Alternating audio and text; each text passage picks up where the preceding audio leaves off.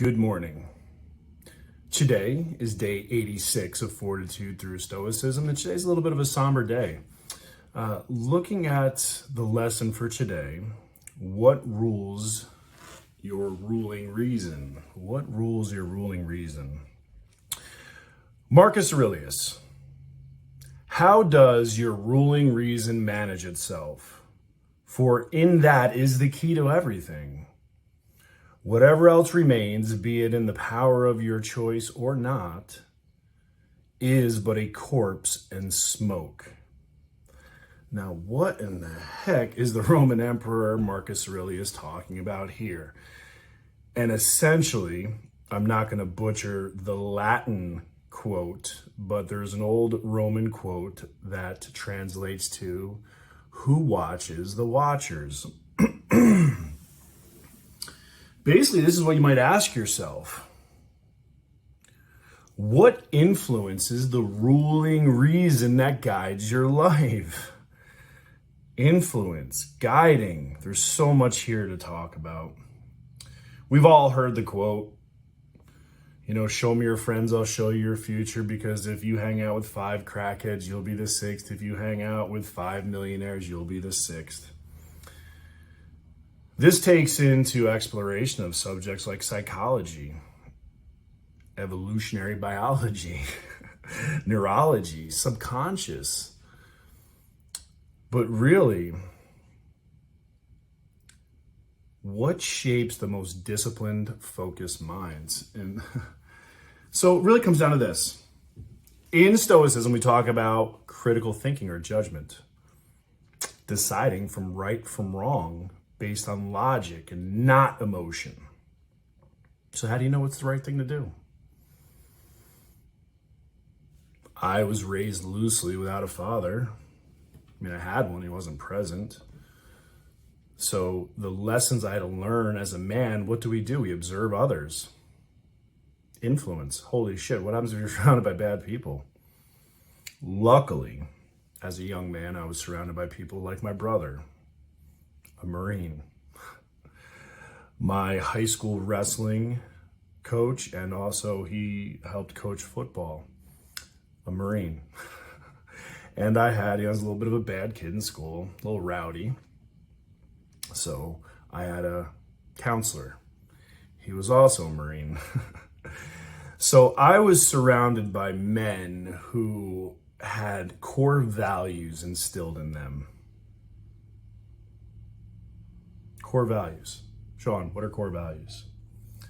It is the thing that drives you. It is at the very core of your soul who you are. Do you know what yours are? I know what mine are. Mine spell the acronym LEAD. Leadership, excellence, accountability, and discipline. Why leadership? Well, when I read the book 21 Irrefutable Laws of Leadership by John C. Maxwell, I realized that there was a huge difference between what leadership is or should be and what people pretend it to be. Do as I say, not as I do, is the most famous form of leadership that we see. So if you see that form of leadership, that's all that you know. That's what you do. That big alpha standing in front of the crowd, barking at people, telling them what to do, telling them where to go. I learned that there was a different reality. There was a different way to do things. And for me, I guess you would say I was a Stoic long before I knew it, because I observed my natural environment. I realized looking at this one way versus the other way, the results that they had, the people that they had. And again, I tell my story all the time. I served 6 years in the Army, served 6 years in the Marine Corps. Completely different cultures, completely different people. Completely different leadership styles. That is why those men in the Marines, and when I was a recruit in the Marines, 33% of the CEOs of the Fortune 500 companies were former Marines. 33% at that time. It's not a mistake, because we model match. We use core values.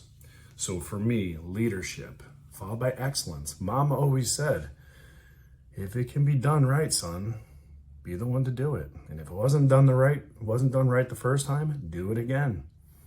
Mama said, I miss her every day. Accountability. It's very simple. We hold ourselves accountable. We do the things we say we're going to do. Some people look at that as a commitment, but accountability is everything and everyone around us. Someone makes a commitment to me, I hold them to it. It's accountability. I set a goal, I hold people to it. We have metrics, I hold people to it. It's accountability. Without that, there is no glue. That is the glue that leads to discipline. It is the glue between discipline and excellence. And of course, discipline. Oftentimes talk about discipline, and I have a very close friend of mine who looks at discipline as punitive, as a punishment. I look at the first half of the definition, a set of rules in which to live by or guide. So yes, I set a set of rules for myself. They're very, very stringent rules, very, very difficult to follow. But that's my path, and I enjoy that. And for me, that's a reward because those rules allow me to live the life of abundance that I have. Those rules are reward. Those rules are self-respect. Those rules are self-love. So for me, looking at my core values, when the world gets turned around, I take the emotion out of it. I look at my core values. Who am I as a man? And what do I need to do in this particular moment?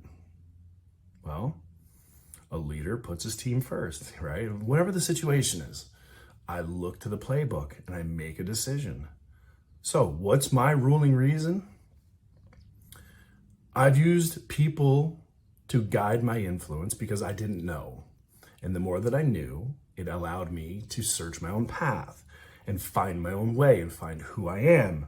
And so, yes, I do have core values. Yes, I do have a life plan. And yes, I do execute it every single day. And yes, it has made the difference between someone who is eating out of a dumpster, homeless, not too many years ago, and someone who flies around the country. What rules your ruling reason? How do you make your decisions? Based on a gut? Yikes. Good luck with that. Or based on critical thinking, a set of values, principles.